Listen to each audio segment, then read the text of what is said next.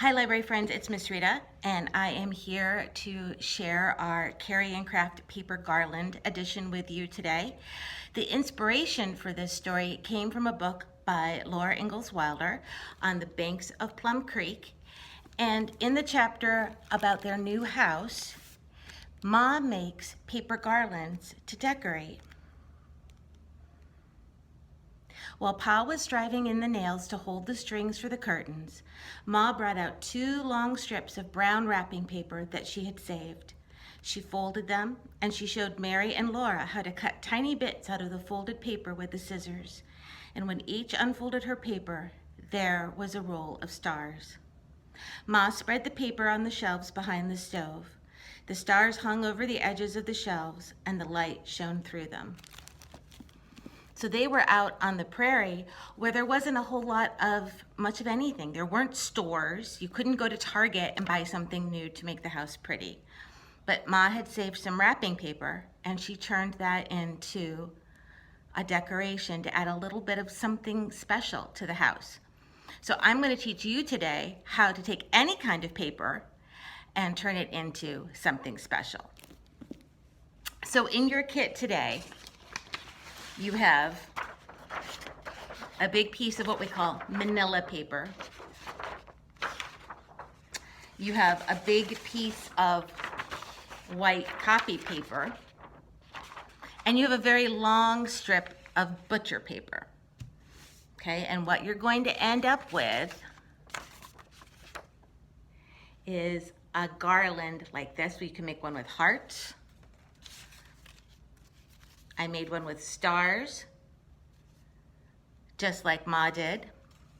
And I even took some paper that came in a package, and I'll show you how to turn that into a garland. So you have 3 different kinds of paper. You will need a pair of scissors and something to draw a pattern with. I'm using a marker, but you could use a pencil or a crayon as well. So the first thing you're going to need to do is to make your paper thinner. I'm going to show you a really nifty trick for making a big sheet of paper like this into 2 strips like this. What you're going to do is you're going to make a hot dog fold. You know a hot dog fold is long and skinny. I'm going to be very careful to line up my corners before I press down on the paper. Then I'm going to use my fingernail and run that right over the fold that I just made. I'm going to open it up, and I'm going to flip the paper over, and I'm going to fold right back over on that fold I already made and run down it with my fingernails. So now I should have a nice straight line down the middle of my paper. And what I'm going to do very carefully, I'm going to put a hand on each side, and I'm just going to pull the paper apart along that line. And now I have 2 strips of paper. Let's try it with the white paper. So again, here's my white paper. I'm going to line up those corners. If you want to get a grown-up to help you line up those corners just right, that's not a problem. Sometimes with smaller hands, this is tricky to do. So maybe one person can hold the corners and the other person can make that first press of the fold. Okay, so there's my nice straight fold. Take my thumbnail, go right down it. I'm gonna open it up, flip it over, fold it again, and nice and sharp right down there. I'm going to open it up, and I'm going to very carefully, you might have to start the tear with your fingers, just give it a pull, but then you should be able to lay your paper flat and just pull it apart down that nice sharp fold that you made. Now, if that's not working for you, if you find that that pulling apart doesn't work, could you use your scissors? Absolutely. Let me show you one more way to do it. You take your paper, match your corners,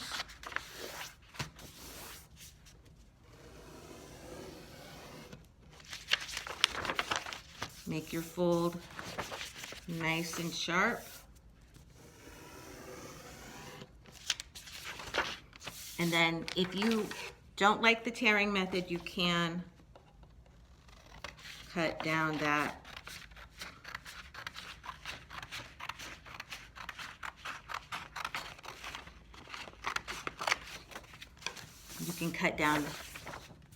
with your scissors.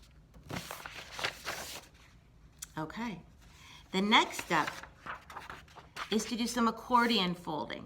Accordion folding is like what you see in a fan.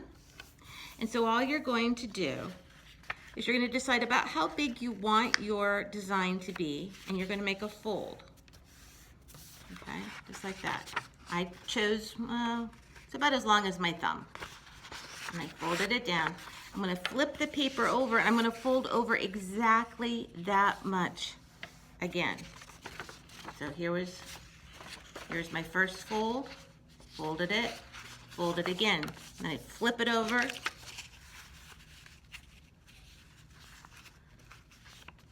and I fold it again, and I flip it over, and I fold it again.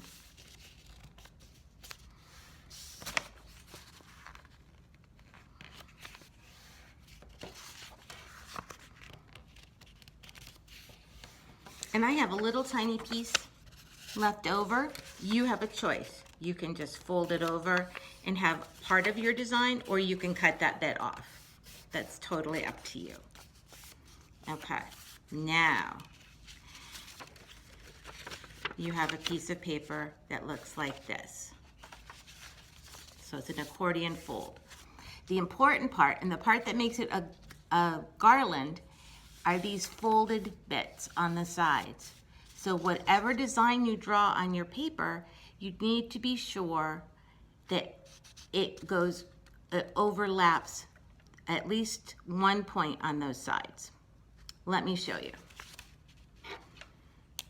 So you might know that to draw a heart, if you want to cut it out, you're just going to draw half the heart. So first you draw the curved spot. And do you notice how it starts here at the fold and it ends here at the fold? Okay? And then I'm going to imagine that I went all the way around, and I'm going to come down here and draw my line down from fold to fold. So if you look at it, it kind of looks like half a heart, but it kind of looks like there's parts missing. And that's on purpose. Because when I go ahead and cut on the lines I just drew,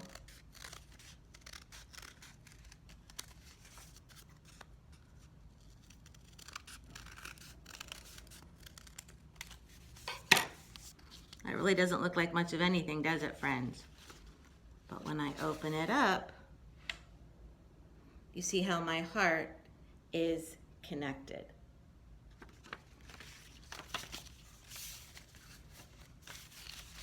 Let's try a star.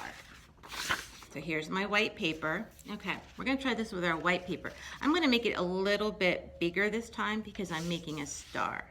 So I make my first fold, flip it over, fold over that exact same amount, crease, flip, fold and crease, and fold, fold and crease. And this time I eyeballed it almost exactly. I'm really surprised at myself. I don't have any bits that hang off. Okay, so there's my accordion fold. All right. Now, when I draw a star, I tend to make my stars, and then you go up, down, over, over, over. Maybe you learned how to do those at school, a star like that, okay? But you're gonna wanna make sure that these corners don't go, that they have to go off the fold. You wanna include those. That's where your star is gonna get connected. So we're going to go a little bit up from the bottom, up to the top of the paper, down,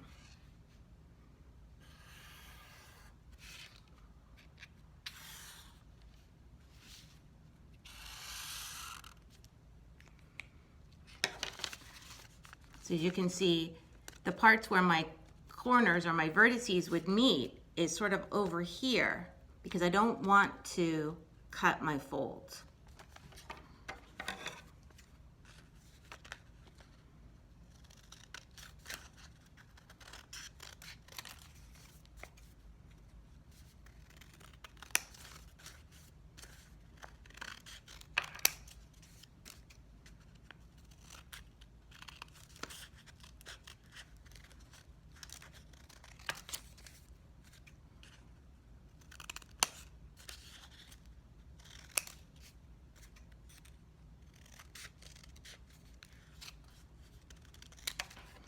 So you square here on the edges. I don't have those nice sharp points like I do when I just draw it flat.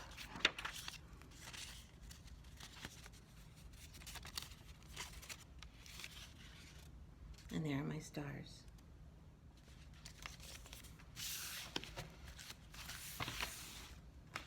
You can really do anything you want to do. You can even make people. For example, I draw a head, and I can draw arms but no hands.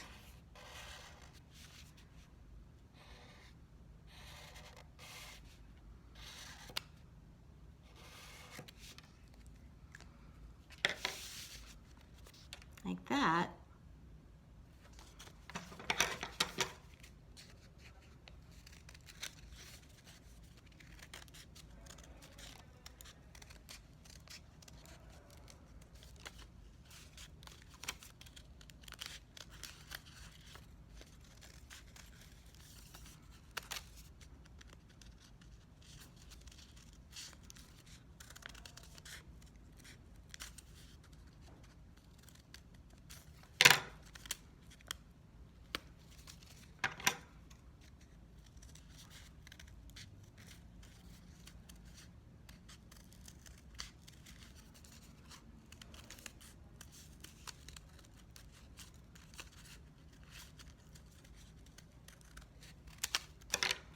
Okay, so there's my person, and when I go to open it out, they're all holding hands. And then you could go back through with your crayons and you could make each one a different person. So you could have a whole group of friends holding hands. The possibilities are endless. I hope you have a lot of fun making paper garlands. And before I go, I'm going to show you how I did it with that scrap paper that I had. So this is that packing paper that I had, and the really interesting thing about it is it's really two pieces that are glued together in the middle. So I was wondering, would this work? It's also got perforations already in it, so it's super easy to fold. I'm just using the perforations they had.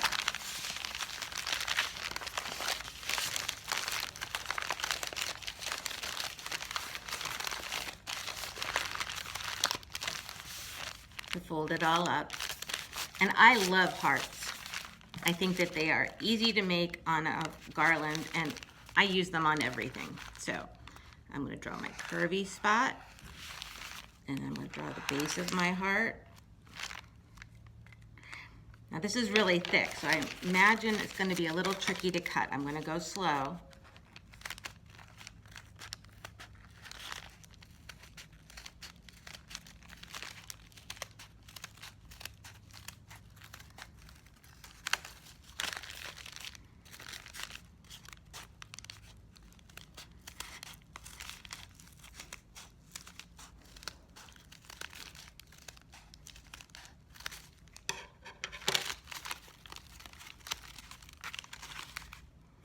And there's my paper garland.